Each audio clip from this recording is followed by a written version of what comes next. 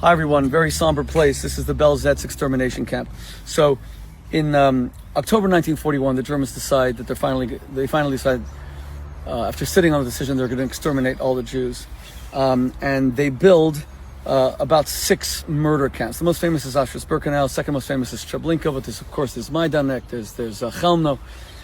Almost no one has heard of this one, which is shocking. This is Belzec. This is on the Ukrainian border in southeastern Poland. Now, why has no one heard of this? Because look, all it was about 3 or 4 acres, and there's no survivors. One man survived, because unlike Auschwitz, which was half work camp, they would work you to death, and half gas camp, they would gas you as soon as you arrived.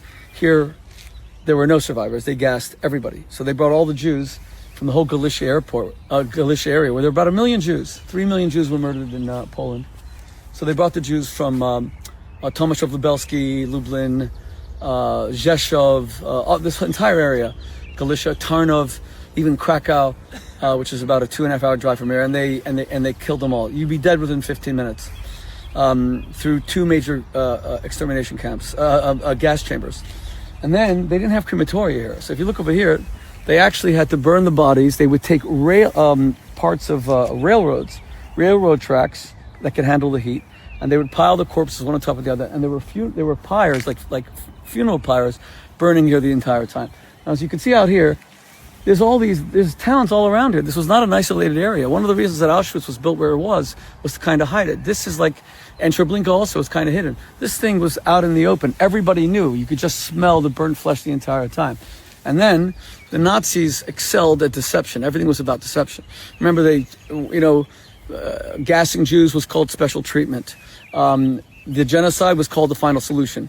This distortion of language is how they enacted the genocide. It's what's happening now with Israel. If you could falsely accuse Israel just for defending itself and instead call it a genocide, then Israel has its hands tied and it can't protect its women, it can't protect its children, and more people die.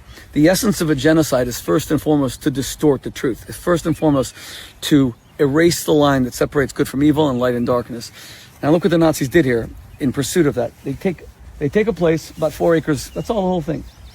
They kill 600,000 Jews in 9 months. So you're averaging 3,000 or 4,000 a day. Then when it's over, they dismantle the gas chambers. They take the bodies and they burn them on the funeral pyres, remember? So they're all cremated into ash. Then how do you hide your crimes? Answer, you just plow up the entire death camp into a farm, and then you put false crops on it, and then you even put a fake